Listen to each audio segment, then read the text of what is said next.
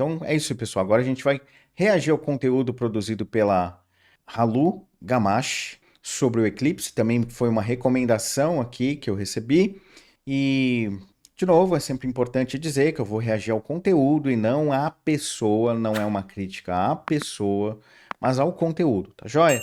Para que fique bem claro que a minha proposta é apresentar contrapontos para enriquecer o assunto, tudo bem? Não é uma doutrinação que eu faço aqui, não.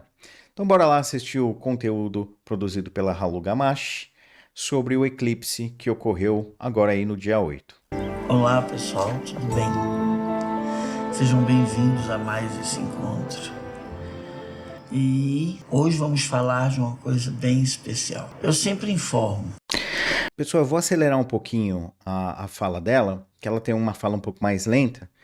Então eu vou acelerar um pouquinho para gente, para que esse react também não fique muito grande. Não é quem me orientou a fazer uma live se houve essa orientação. E esse foi orientado pelos mestres ascensionados. Nós vamos conversar um pouco sobre eclipse. Eu digo um pouco, porque para explicar todo esse fenômeno, né, o que é que acontece, a gente ficaria aqui 20, 30 horas conversando, e não é o YouTube não é um caminho ideal para essas conversas tão longas. Mas vamos ver o que a gente consegue fazer aqui junto. Desde a antiguidade, os eclipses são observados com muita determinação, não é? O mundo antigo já esteve muito mais evoluído do que nós somos hoje. Eu tenho certeza que cada vez mais o futuro vai trazer essas informações. Se vocês acompanham as descobertas arqueológicas, vocês vão estar confirmando o que eu estou dizendo aqui agora. E as eclipses eram estudadas sob diversos prismas. O que acontecia na...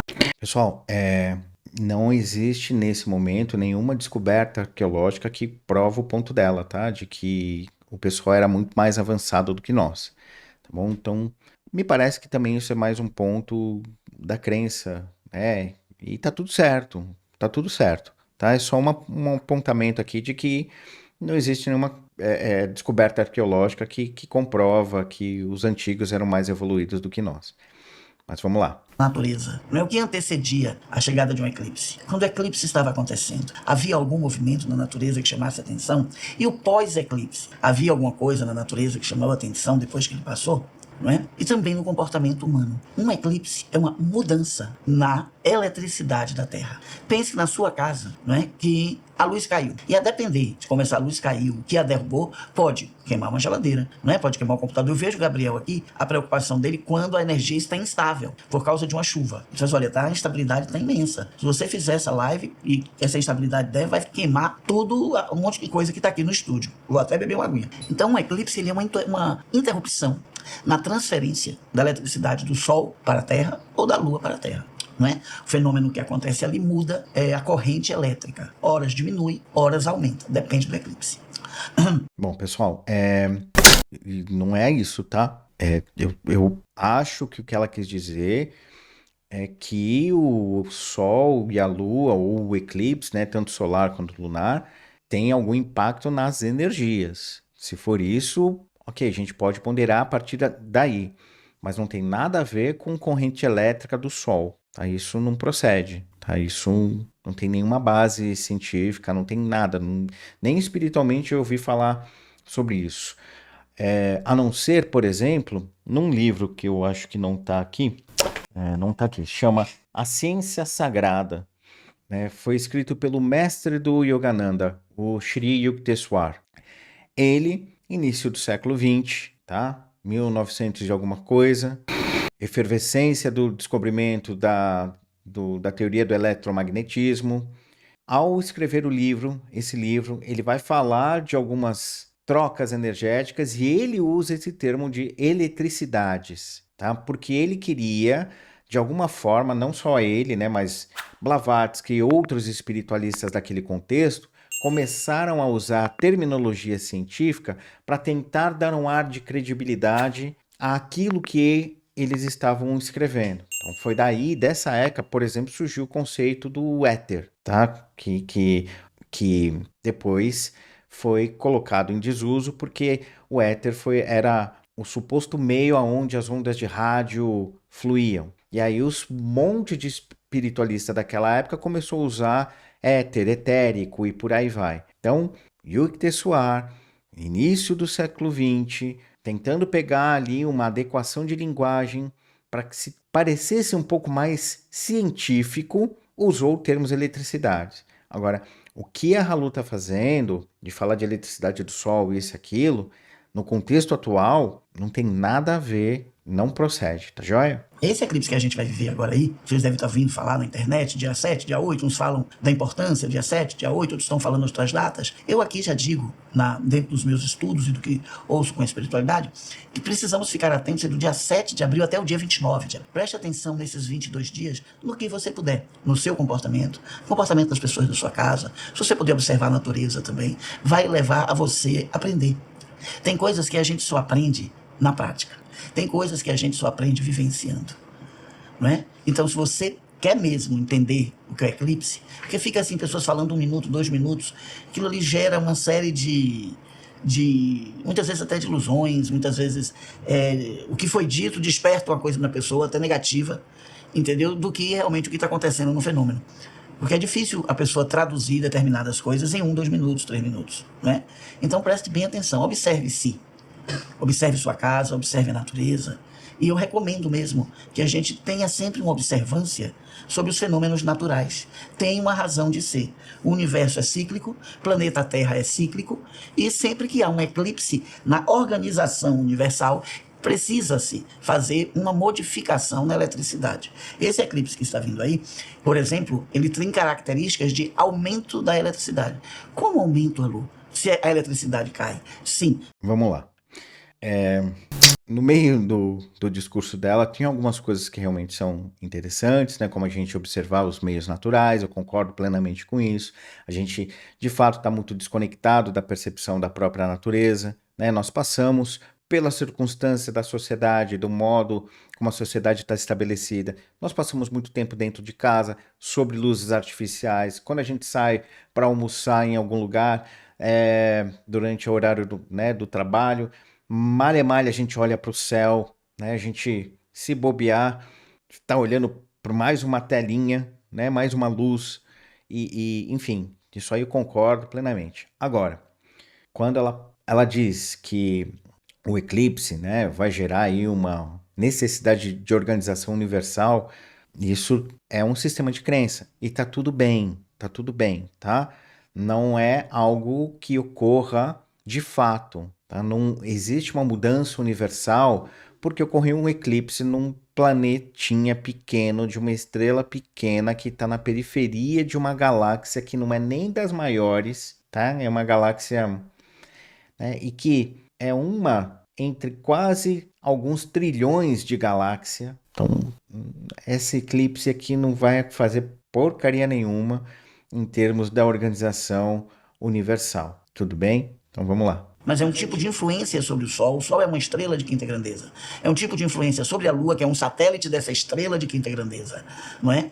Que, quando passa o eclipse, ele vai voltar trazendo uma intensidade maior de energia. Nós estamos recebendo muita energia do Sol. Vocês devem estar ouvindo falar aí da chuva de fogo, da forma que as pessoas falam, não é? É verdade. Nós estamos passando aí pelo aquecimento. Esse aquecimento já era esperado pela mudança de eletricidade. Então vamos lá. O aquecimento global, que eu acho que é isso que ela está falando, não tem a ver com esse aumento de eletricidade ou com o aumento da... vamos tentar usar uma outra linguagem, né? O aumento da atividade solar, tá? Não tem a ver com isso. Tem a ver com as nossas atuações de maneira desordenada, absurdamente desordenada sobre o meio natural.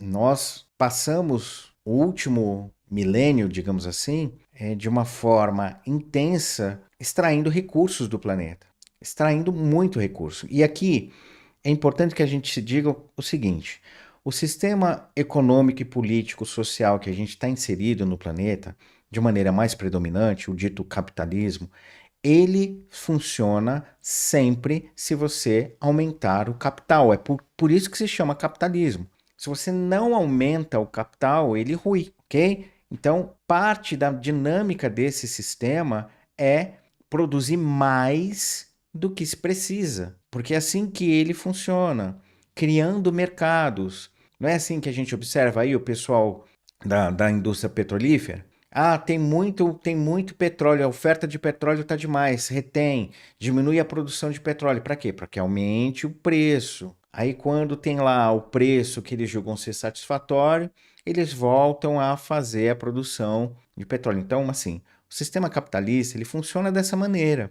E aqui eu não estou dizendo que o comunismo é melhor, o socialismo é melhor, ou qualquer outra coisa. Estou dizendo que a característica do funcionamento do sistema capitalista, que é predominante no nosso planeta, é de produção excedente. É de produção excedente, ok?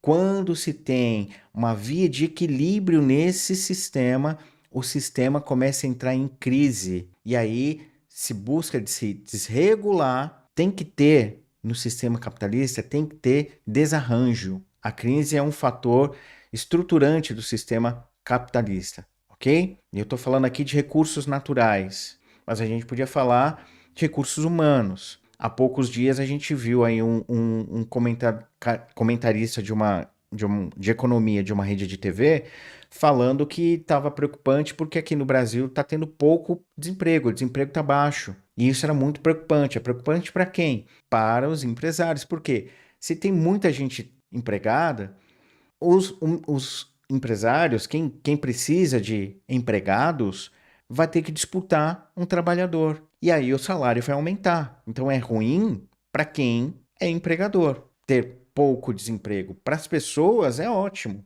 Então o que o sistema faz? Cria uma coisa chamada reserva de mercado. Eles criam artificialmente o processo, artificialmente maneira de dizer, mas eles criam mecanismos para que aumente o desemprego, tá? Para que assim os empregadores consigam controlar os salários. Então, isso é só um exemplo. Eu dei o exemplo do petróleo, a gente faz isso com soja, a gente faz isso com qualquer outro tipo de ativo, né, dentro desse sistema. Então, o aquecimento global é reflexo disso, da gente estar sempre produzindo mais do que a gente precisa. Nós só temos um planeta, não temos dois, nós temos um. Aí, se a gente está tirando mais recursos do que a gente precisa, uma hora vai faltar, uma hora o desequilíbrio vai ser estabelecido, e é o que está acontecendo. Então, o aquecimento global é um reflexo disso, tá? É um reflexo disso. Não tem a ver com o aumento da atividade solar, não tem a ver com o eclipse e a mudança das eletricidades, como a Halu está colocando, tá bom? Então, vamos lá. Tá? Então essa história de o aquecimento global, a poluição é mentira? Não, não é. O que está acontecendo de negativo é muitos prédios nas cidades, muito poucas árvores para dar conta deste fenômeno neste momento que nós estamos atravessando. Entendeu? É como se vai ter uma chuva e em vez da gente botar mais telha na casa, olhar como é que a nossa eletricidade está, se a nossa casa está bem segura, né? Em vez da gente fazer isso, a gente destelha. Ou seja, propicia que aquele aumento de chuva venha destruir mais a nossa casa. Então é exatamente o que está acontecendo no planeta Terra. Né? O universo é cíclico e há muitas razões para que, neste momento, as energias sejam ampliadas para o planeta. Né? É muito importante. O que acontece é que nós não nos preparamos para isso. E ainda estamos desmatando muito, estamos tirando as condições de viver um momento ciclo universal. Quando você vê pessoas dizendo assim, não, mas tem cientistas que dizem que esse aquecimento já era esperado, não é por causa da poluição. Essa pessoa traduziu errado o que ela ouviu. Esse fenômeno de aquecimento já era esperado. Eu mesmo falava disso aí em 1980, 1990. Eu tenho alunos meus que fizeram aulas comigo e que estão me escrevendo, Lu, você falou desse aquecimento. E como é o negócio da poluição? Eu digo, exatamente. Tudo que nós deveríamos ter feito outro dever de casa para este momento cíclico que o universo está passando. Não deveríamos ter desmatado, estar mais atento com a imunidade do povo, entendeu? Vamos dizer assim que a gente não acreditou que isso iria acontecer e agora está vendo as consequências negativas por não ter se preparado. Então as duas correntes que falam, na minha opinião, estão certas. Tanto a corrente que fala que esse aquecimento ia acontecer, quanto a corrente que fala que a poluição, o desmatamento está piorando tudo isso que a gente está vivendo. Nós já chegamos aí a mais de 60 graus. E isso é uma coisa séria. Nós vamos estar falando sobre isso em outra live que eu vou fazer. Mas vamos nos fixar aqui nesse eclipse. Haverá uma mudança importante na recepção, na chegada, na emissão E, logicamente, na recepção, a emissão vai ser o Sol e a Lua emitindo, não é? E recepção é a gente aqui recebendo. No exato momento do eclipse, o que acontece é a queda de energia. Na hora que estiver acontecendo, que será visto aí no hemisfério norte, o pessoal vai olhar e vai ver lá o negócio ficar escuro. Então vai ter uma queda de energia, momentânea. Só que 1 minuto de energia que o Sol manda pra gente é muita coisa. É muita coisa. Muita coisa. Acho que se juntar toda a energia que o mundo consegue produzir através da água, através do ar, não chega a 1% do que é 1 minuto do Sol emitindo energia para o planeta Terra, ou da Lua emitindo energia para o planeta Terra. Enfim, vai ter essa queda de energia. Quando o eclipse passar, né, vamos pensar que o eclipse é um posicionamento de frequência, né, uma sincronicidade que propicia uma entrada tanto do Sol como da Lua em outra frequência. E essa frequência será mais intensa, ela voltará muito mais intensa. Entendeu? A gente vai ver coisas, por exemplo, todo mundo sabe, os médicos sabem, da lua cheia, não é? A sua parturiente já está ali perto do 9º mês, a prova. Então vamos lá. Para não perder o gancho aqui, eu sinto que essa forma como a Halu está colocando, ela está baseada num sistema de crença. Então, assim, eu não conheço a história dela, não sei. Eu vi aqui o início ela dizendo dos mestres ascensos, que isso foi um pedido, né? Essa live que ela fez foi um pedido dos mestres ascensos, com uma premissa de que a mensagem que ela estava passando era muito importante. Ok, com todo respeito aos mestres ascensos, mas não existe esse lance de eletricidade diminuir, aumentar, né? Não existe isso no que se refere ao eclipse. O eclipse ele não vai causar nenhuma mudança uma necessidade de ajuste universal, como ela colocou. Com todo respeito aos mestres ascensos, isso não vai acontecer, não é assim que funciona. Que mais? Esse lance do calor, tá? Eu já falei em outros momentos que tem algumas pessoas que dizem que os intraterrenos é que estão por trás do aumento da temperatura, porque eles precisam, né? São os reptilianos, porque eles precisam de uma temperatura de 60 graus, ou no mínimo 60 graus, para poder sair do subterrâneo e vir dominar a superfície, tá? Tem esse discurso de teoria da conspiração ocorrendo aí também, tá? Então, um eclipse, pessoal, vamos falar como as coisas são. O eclipse, ele tem efeitos concretos no nosso planeta? Obviamente que sim. A gente passa por um alinhamento, né? Foi um alinhamento que ocorreu. Esses efeitos, nós sabemos quais são? Não. São energéticos e espirituais? Não necessariamente. Muito provavelmente nenhum, a não ser esses provocados pelos nossos níveis de crença.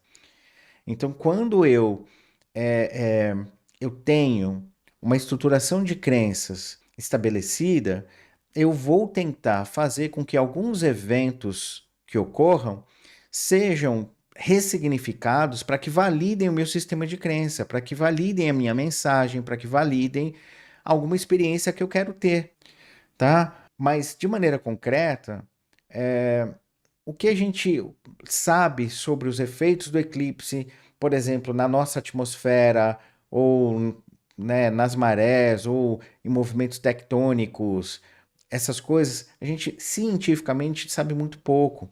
Tanto que nesse último eclipse que ocorreu no dia 8, a NASA lançou 3 foguetes com dispositivos, né? Não sei se são satélites em si, mas foram lançados esses dispositivos científicos para estudar uma camada da nossa atmosfera chamada ionosfera, né? E aí, o pessoal da teoria da conspiração disse que eram milionários ou bilionários já preparando a fuga do planeta, sabe?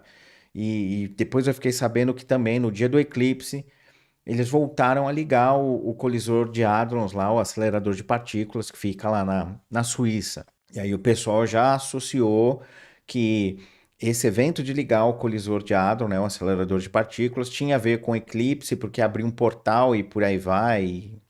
Então a gente precisa entender que, ok, nós podemos acreditar em qualquer coisa. Não digo que não seja saudável ter uma crença. O que não é saudável é a gente ficar cego nessa crença. O que não é saudável é a gente não questionar as nossas crenças. porque aí a gente pode se tornar um fanático, ou então a gente pode construir uma bolha, tá? E experimentar a realidade por esse único viés. Então, vamos ponderar a respeito do que a Halu tá nos trazendo com os pés bem no chão. A probabilidade desse menino nascer é muito grande. Você conversa com os médicos que fazem parto, eles já sabem, eles não têm explicação, mas fato é que na lua cheia toma de menina nascer. Isso é verdade, tá? Existem dados que comprovam isso. E não só isso, né? O aumento ou a mudança de estados emocionais também, tanto que, né, antigamente se chamava algumas pessoas que tinham essas variações psíquicas muito fortes de lunáticos, né? Então também, da mesma maneira que nasce muita criança, e isso é comprovado, também existem indícios de que as internações em centros psiquiátricos também aumentam no período de lua cheia. Não se sabe a relação. O que eu já estudei é que me parece, né, que assim, e não estou falando de estudo fora do corpo, não, estou falando de estudo mais concreto, material aqui. Teve um período que eu estava estudando muito a- as questões de movimentação de campo eletromagnético, ou dito duplo etérico, ou campo bioelétrico. E aí eu fui atrás de leitura para entender o que que era o eletromagnetismo e tal. E há um livro do final da década de 70 de um cara, o livro se chama The Body Electric, que ele estava exatamente estudando essas movimentações do campo bioelétrico, né, das correntes elétricas que o nosso corpo produz, o campo eletromagnético, e eles estavam pesquisando cientificamente a interferência daquele campo da atmosfera, a ionosfera, na mudança de estados de humor aqui. E é nesse aspecto bem interessante a gente ter aí a informação que nesse último eclipse a NASA lançou 3 foguetes com equipamentos para estudar essa tal ionosfera. Eu acredito que a NASA foi fazer isso porque também nessa ionosfera os americanos, notadamente né, o exército estadunidense, descobriram que é possível transmitir informações de uma maneira mais segura. Então, num ambiente de guerra, o exército transferir informações de uma forma em que as outras nações não interceptem essas mensagens é um bom negócio, entre aspas, tá? Então, eu acho que a pesquisa da NASA também tem um pouco desse viés. Mas nesse livro, os caras estavam vendo que quando há uma mudança nessa ionosfera, se afeta as emoções aqui. E aí tá ligado com o duplo, com esse campo bioelétrico e tal. Mas isso é papo para uma outra live. Eu estou dando um exemplo aqui da intensidade. Né? Haverá intensidade também nas marés, nas luas, em todas as 4 luas, as pessoas vão perceber isso. Vai lá conversar com os pescadores, com os marinheiros, vamos ter uma intensidade muito grande nas águas aí. O comportamento das águas, a correnteza do mar, a correnteza dos rios também passará por uma modificação, ficarão mais intensas, né? O que intensificará também o movimento de calor da Terra. Então, esse calor vai subir mais rápido. Entendeu? Então, vamos dizer assim. Gente, eu estou tentando aqui fazer síntese para ficar bem compreensivo. Pessoal, vamos lá. Com essa parte do calor, eu não sei, nunca ouvi essa informação, não posso dizer. Mas o efeito sobre as marés, sobre as águas, isso é até ok. Por quê? Porque a nossa maré é assim, pelo movimento ou pela atração gravitacional da Lua sobre a Terra, a água ela é puxada para cá e ela é puxada para o outro lado. Ela é puxada para um lado e puxada para o outro. Não é sabe? É isso que ocorre. A Terra, como um globo, digamos assim, permeado, ou permeado não, mas com os oceanos, a atração gravitacional puxa a água na direção da Lua e também puxa na direção do Sol. Como a Lua está mais perto e é um corpo de grande massa, a influência gravitacional da Lua sobre a Terra é muito maior que a influência gravitacional do Sol. Nessa questão do eclipse, pode até ser que né, surja aí uma alteração nisso, tá? Mas o que eu quero dizer é que, de fato, a Lua está ligada a essa movimentação das marés. Então, ela puxa o corpo de água do planeta em direção a ela quando é lua cheia e quando as luas vão, né, as fases vão ocorrendo, essa atração gravitacional vai diminuindo, tá? Então o Sol também puxa um pouco o nosso corpo de água planetário, mas por ele estar muito longe, o impacto é muito menor. Sensível, né? Vamos lembrar das pessoas que também assistem minha live, porque a gente precisa, elas não são físicas, não são químicas, não são, e que gostam de ouvir o que eu falo. Talvez até seja porque a gente fala desses temas bem profundos, mas dentro de uma dialética, né? De um diálogo, que a pessoa não precisa estudar física quântica, química, entendeu? Conhecimento atmosférico para poder entender o que a gente está falando. Então, o que vai acontecer? Né? Vai ter uma mudança aí nessa coisa das águas, do rio, mar e cachoeira, vocês vão perceber. Esse movimento de calor vai subir mais rápido. Então vamos dizer que precisava juntar 5 dias de calor subindo para as nuvens descerem, a chuva. Que é o calor, sobe, forma as nuvens e a chuva vem. Né? É esse ciclo. Então vai aumentar também o volume das chuvas. Por quê? Porque o calor vai subir mais rápido. Então quando a gente fala que é uma circulação, que é um circuito, é cíclico, é dessa circulação que eu estou falando aqui agora. Né? Então haverá sim uma modificação nos ventos, haverá também no comportamento das pessoas. Elas vão estar recebendo uma quantidade de energia um pouco maior do que elas estão acostumadas. Então, por exemplo, pessoas que têm muita ansiedade, já está ali sem conseguir ansiedade, a gente não consegue lidar com a nossa energia. A energia está ali e a gente não está conseguindo conviver com ela. Então a gente se acelera, né? O corpo se acelera para desgastar este acúmulo de energia que a gente não está dando conta. Por que andar Pessoal, isso que ela falou sobre ansiedade, isso é uma visão baseada numa crendice, tá? Não tem algo palpável relacionado a isso, não tem nada a ver com acúmulo de energia, tá?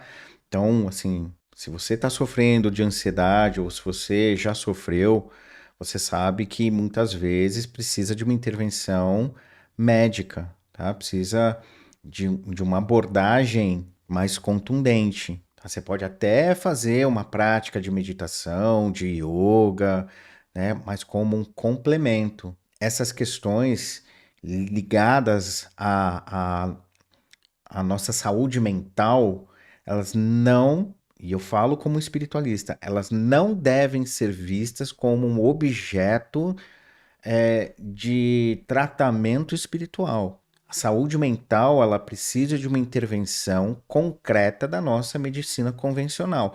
Podemos utilizar as técnicas ou uma abordagem espiritual como um complemento, tá? Mas precisa de uma atuação médica convencional, tudo bem? Então, isso eu acho importante a gente ponderar aqui. Nadar ajuda a pessoas ansiosas, porque ela vai estar queimando uma energia que ela está acumulando desnecessariamente.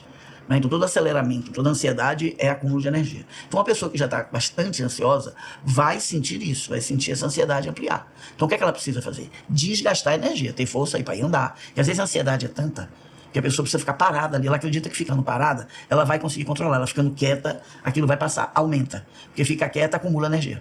E energia acumulada é ansiedade. Né? Então, com esse aumento aí, as pessoas vão ter necessidade, vai andar, vai nadar, vai fazer alguma coisa para poder desgastar essa energia que você tem tendência a acumular. Com essa recepção maior de energia, né? Então, pessoas que já têm muito ódio, por exemplo, pessoas que pisou no pé dela, ela já está aprontando. Tenha atenção, tenha atenção. Porque esse tipo de eletricidade pode dar uma descarga em quem já tem muito ódio, dessa pessoa perder a cabeça. Então ela pode matar a pessoa e se arrepender depois. Né? Pode ser grosseira, pode bater o carro, entendeu? Pode começar a arrumar a cabeça na parede. De novo, discernimento, discernimento, discernimento. Esse determinismo, essas fórmulas prontas, normalmente só mostram que a nossa perspectiva, a nossa forma de enxergar a realidade, ela está muito limitada. É claro que para algumas coisas, pessoal, a gente consegue ter essa assertividade e dizer, por exemplo, que a parede é parede, que a parede não é sei lá, uma chaminé, ok? Para algumas coisas que são muito evidentes, beleza. Mas quando se fala novamente de aspectos emocionais, de saúde mental, não dá para a gente ter esse determinismo. espiritualmente também não dá para a gente ter esse determinismo, tá? Então, essa linguagem, essa forma como a mensagem está sendo passada, apresenta esse viés muito impositivo e determinista, como se isso fosse uma verdade, tá? Então, não é isso, tá? Primeiro que a construção da ideia de que o eclipse vai gerar esse aumento de energia, então as pessoas vão ficar com essa tendência de agitação e blá blá blá, isso faz parte de uma perspectiva que é uma crença, que é oriunda de uma crença, tá? Na prática, se a gente tiver predisposição de observar as coisas sem essa roupagem emocional, não é isso que a gente percebe, tudo bem? Não é isso que a gente percebe.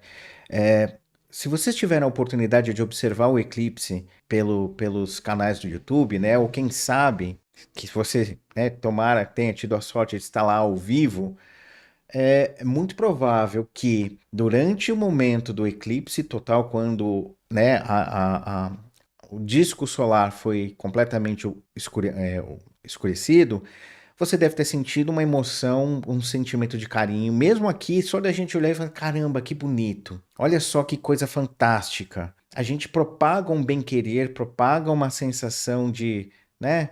Tô falando das pessoas razoáveis, não tô falando daquelas que estão aderidas a teorias de conspiração ou qualquer coisa assim.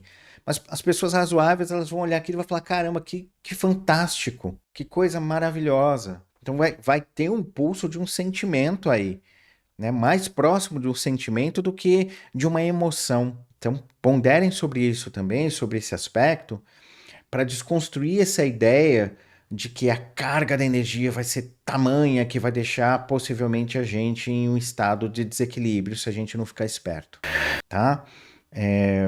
Mas bora lá, vamos terminar. Entendeu? Então a gente vai viver um momento aí muito forte. Não é porque esse eclipse vai aumentar a carga elétrica. Entendeu? Por isso que eu falei, não é uma coisa que acontece aos 7, 8. Vai levar 22 dias aí, até o dia 29, tendo esse ajuste da nova frequência de energia que vai chegar do Sol e da Lua. Tá? Muita coisa que nós que temos escolas iniciáticas falamos, às vezes é muito combatido por outras pessoas. Nós já estamos acostumados a ser combatidos. E aí a gente vê que 100 anos, 200 anos depois, tudo aquilo que rechaçou o que a gente falou, começa a concordar com a gente. Né? Eu vejo muitas pessoas hoje usando até livros do Chico, que há 50 anos atrás nem pensava. Eu vejo pessoas hoje falando dos livros, por exemplo, de Helena Blavatsky, Nicolas Flamel, um monte de gente. Nossa Senhora, na época, né? Então isso acontece mesmo. E a gente também sabe por quê. E então, se as pessoas forem combater o que eu estou dizendo, combate mesmo. Meu trabalho não é lavagem cerebral, é uma opinião, é uma mensagem que eu trago, fruto dos meus estudos, somado à orientação espiritual. Não é? E quem viver, verá. Não é? Principalmente se você for prestar atenção ao seu corpo. Prestem atenção, porque o risco aí nessa mudança de eletricidade, com certeza vai ter uma amplificação no processo de aceleramento. Aceleramento das correntezas, aceleramento de chuva, tudo que está acontecendo será ampliado. E no comportamento humano vai ser exatamente isso. Por outro lado, se você é uma pessoa que medita, se você é uma pessoa que está trabalhando o seu autoconhecimento, se você é uma pessoa que está buscando desenvolver os seus talentos, se você está usando muito bem a energia que você está recebendo do Sol todos os dias, essa amplidão vai fazer bem a você. Você vai sentir uma diferença, só precisa estar preparado. Mas pode ampliar os sonhos, pode começar a trazer mais lembranças dos seus desmembramentos, pode ampliar a sua sensibilidade. O difícil aí é para quem não está prestando atenção a si mesmo. O difícil é para quem não está preocupado com o autoconhecimento, conhecer a si mesmo. Não é? Que é uma coisa para mim assim, meio ilógica. Às vezes as pessoas querem viajar, o celular quer bater foto de um monte de lugar. Um trabalho de autoconhecimento é você bater a foto de você mesmo, olhar para dentro de você. Então pessoas que estão muito pro lado de fora, elas vão receber uma amplificação e muita coisa vai acontecer, a gente vai ver. Pode aumentar muito, por exemplo, doenças tipo esquizofrenia. Pode aumentar muito falta de foco. Então, com esse lance de olhar para dentro, é legal, concordo perfeitamente, né? Acho isso super válido, recomendo, tá? Recomendo. Mas essa questão de que os estados emocionais vão ficar conturbados, isso, ao que me parece, tá? Eu tô sentindo aqui pela aquilo que ela tá falando, eu posso estar completamente enganado, mas que existe aí uma associação, né, meio que, que para ela deve ser um senso comum, de que as águas estão ligadas às emoções. Então, por que, do ponto de vista dela, o eclipse vai gerar uma alteração nas águas, no ciclo das águas, como ela está colocando, isso vai repercutir numa maior turbulência emocional para as pessoas. Não necessariamente, tá? Sobre o fato de quem está numa pegada espiritual, né? Quem está se cuidando, não vai sentir, muito pelo contrário, tá? Geralmente, quem está num trabalho de abertura espiritual, quando existe alguma mudança mais concreta na forma como o próprio planeta se entende, digamos assim, né? O planeta como um ser, tá? Ele também está, de uma certa forma, construindo o seu entendimento aí, tá? Então vamos dizer assim, que vamos supor que o planeta passasse por um momento em que ele tivesse um insight, e que esse insight então faz com que haja uma mudança nas estruturas energéticas. Vamos supor que isso seja possível, que isso ocorra.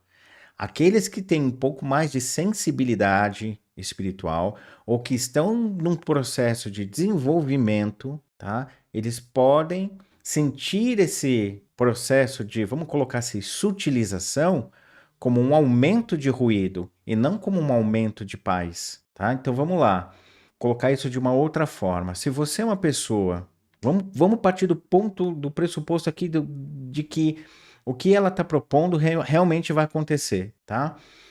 Se você está fazendo um trabalho de desenvolvimento espiritual, você está numa cadência, digamos assim, mais pareada com aquilo que está sendo vertido pelo planeta, a sua percepção das suas melecas, ela vai ser gradual e vai ser, então, concomitante àquilo que você tem de sabedoria para lidar com o processo. Se de repente, como ela propõe, surge um processo em que as coisas vão acelerar, né? Ou, entre aspas, muita coisa vai acontecer, é como se eu começasse a ter a possibilidade de enxergar muito mais meleca do que eu tenho maturidade para lidar.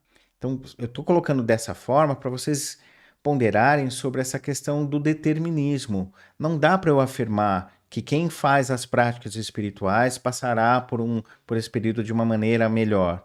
Não dá para eu afirmar que quem não faz as práticas espirituais passará por esse momento de uma forma pior. Não é possível. De repente, aquela pessoa que não faz nenhuma prática dita espiritual ou não está num caminho iniciático, como ela coloca, aquela pessoa pode entender essa maior complexidade emocional que ela está dizendo que vai ocorrer, pode entender isso com mais jogo de cintura do que uma pessoa que está num processo iniciático, com o foco, né, com paradigmas bem estabelecidos de evolução espiritual, de, sei lá, os mestres ascensos, os amparadores, uma cadeia hierárquica, a ideia de uma transição planetária. De repente, de tanta regrinha ou de um caminho tão traçadinho que eu já estou acostumado, na hora que tem um processo, supostamente como ela está colocando, eu posso ter muito mais dificuldade do que aquela pessoa que não tem nenhum tipo de regra, não tem tantos faça e não faça, deve e não deve, pode e não pode. Tá? Então eu estou colocando isso para que a gente pondere, tá joia? Então vamos escutar mais um pouquinho aqui da Halu. Não é? Pode sim. Como eu já falei, aspecto positivo. Não é? Você que está aí no autoconhecimento, você vai perceber a amplificação da sua sensibilidade, mas você já vai saber, não, esse sintoma aqui é porque está ampliando a minha sensibilidade. O que está acontecendo comigo é que eu estou mais sensível. Quem não tem, vai ver o que está acontecendo comigo. E aí vai, quando a gente não sabe o que está acontecendo, né, a gente fica perdido e imediatamente vai para o eu inferior.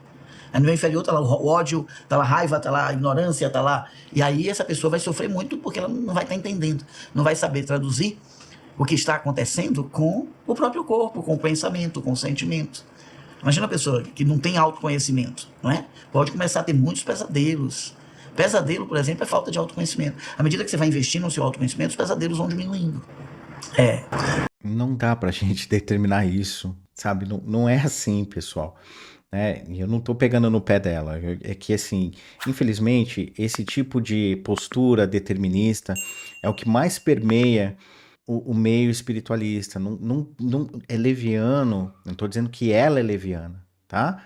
Mas a afirmação é leviana. A afirmação de que quem não trabalha, entre aspas, a espiritualidade tem mais pesadelo, isso é leviano. Tá? Essa afirmação é leviana, não a Halu. A afirmação é leviana, tá? Não funciona assim.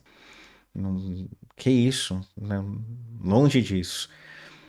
E outra coisa que é importante a gente deixar, eu deixar aqui como um apontamento né, uma provocação. Ser mais sensível não significa ser mais sábio, tá? Ponderem sobre isso. Uma pessoa mais sensível não necessariamente é mais sábia. Uma pessoa pode ter uma sensibilidade espiritual mais aflorada, ter de repente traços até de uma mediunidade e não ter nenhum tipo de sabedoria para lidar com isso. Ela pode ser uma pessoa completamente confusa, completamente cheia de crenças, no que se refere a tentar criar uma história para suas percepções, tá? Isso pode, se a pessoa for vaidosa, ela pode achar que ela tem um certo dom, uma certa missão, que ela é especial, entende? Ser mais sensível não significa ser mais sábio. Sabedoria não tem a ver com sensibilidade energética, tá? Você pode ser um exímio manipulador de bioenergias, conseguir, né, fazer aqui, ó, fiz uma bolinha de luz, tô sentindo, tá? Transmitir isso para alguém com carinho, com isso e aquilo. Aí você chega em casa, não consegue ter um diálogo produtivo com seus filhos, não consegue ter um diálogo produtivo com a sua esposa, com o seu companheiro. Você é uma pessoa que acaba sendo uma máquina de julgar. Então, sensibilidade energética não tem nada a ver com sabedoria. Tá? Uma pessoa pode não ter nada dessas sensibilidades e ser extremamente sábia. Tudo bem? Sensibilidade espiritual é uma coisa, sensibilidade energética é outra. Entendeu? Então, é um momento apocalíptico, é o momento das coisas acontecerem. Entendeu? É isso, gente. Né? Tudo isso sempre aconteceu. O que modificou foi a tecnologia também, trazendo uma série de informações. Vocês estão vendo a tecnologia filmando as naves espaciais? Mas claro. Pera. A coisa escalou, assim, foi muito, né? Então, assim, é um momento apocalíptico e lá. Isso sempre aconteceu. Se é um momento apocalíptico, com a premissa de que nós vamos engendrar talvez um fim, né? E sempre aconteceu, precisamos entender então qual é o conceito, né? Precisamos ponderar sobre qual é o conceito de apocalipse que ela tem. Talvez o que ela tenha tentado expressar foi o processo é cíclico, como ela já falou muitas vezes durante o vídeo, né? Então, como isso já ocorreu em outras épocas. Aí depois, quando ela fala dos tecnologias filmando naves, aí eu já não entendi a correlação, pode ser só uma deficiência minha, tá? Mas até mesmo com relação a isso, a gente precisa ponderar. O fato da gente ter muita coisa registrada em vídeo hoje não significa que tudo que está sendo registrado são naves, e mesmo que seja um objeto voador, não significa que seja extraterrestre. A tecnologia de drones que nós já temos é totalmente possível de fazer evoluções e movimentos que muitos dos antigos discos voadores faziam. A Red Bull tem um drone que vai a uma velocidade absurda. Absurda. Vocês precisam ver o quão rápido é esse drone e as capacidades de manobra que ele tem. Então, sabe, se a Red Bull tem um drone absurdamente rápido que faz umas manobras muito loucas quando você vê, imagina os governos. Aí aqui não estou falando de teoria da conspiração, não. Estou falando simplesmente que os governos que têm esse interesse mais militarístico, eles não economizam no desenvolvimento das suas armas. Eles não economizam. Então, a Red Bull é uma empresa, ela está visando lucro. Ela está visando lucro, então ela não vai gastar dinheiro à toa, ok? Tem um propósito. Agora, os governos, eles não estão necessariamente visando lucro, eles estão visando poder. Então, a forma como eles despejam dinheiro em desenvolvimento de armas, de tecnologia nesse sentido, a gente não tem nem ideia de quanto é, de como é esse processo. E aí eu estou falando dos países mais centrais, né, do dito Ocidente, como a União Europeia e Estados Unidos. Pega a Rússia também, né, China. Então, esses países têm um gasto para desenvolvimento de tecnologia que a gente aqui no Brasil nem imagina, nem imagina. Tá? Então, nem tudo aquilo que está sendo filmado é, de fato, um objeto voador não identificado. Às vezes pode ser só um pássaro. Pássaros que voam em velocidades muito altas, como andorinhas, quando você está filmando, eles deixam a sensação de um rastro passando. E pela forma da própria andorinha, dá a sensação de ser um disco. Então, existe um monte de enganos. Eu sei que, assim, experiência minha, direta, concreta, não posso provar nada para ninguém. Eu já vi muitas naves, eu já vi, já tive experiência com os ditos ETs fora do corpo e dentro do corpo, já tive avistamento de seres dentro do corpo, mas isso não me torna um crente, isso não me torna uma pessoa que, ao olhar um evento no céu, diz: putz, olha lá, é um contato, estou recebendo uma mensagem. Sabe? Discernimento, discernimento e discernimento. Bom, eu acho que a Halu não vai sair muito do escopo do conteúdo que ela trouxe. Acho que ela já falou, inclusive, a mensagem que ela tinha para passar, eu acho que ela já conseguiu. Então, eu vou encerrando esse react aqui. Tá joia? Então, obrigado a vocês que ficaram aqui comigo. E ó, deixa um like se você ainda não deixou. Se inscreve se você não é inscrito. Tem muita gente que assiste os vídeos e não é inscrito. E considere a possibilidade de você se tornar membro, tá? Porque os eventos ao vivo, as lives, vão ficar disponível na íntegra só para quem é membro, tá? Então, o conteúdo da live eventualmente vai aparecer no canal aqui como um corte. Então, todo o bate-papo que eu tenho com o chat, com todas as perguntas que são oriundas dos temas que ocorrem, né? Isso vai ficar exclusivo para quem é membro, né? Porque eles vão ter acesso ao conteúdo das lives na íntegra. Então, mais uma vez, obrigado, pessoal, e até a próxima.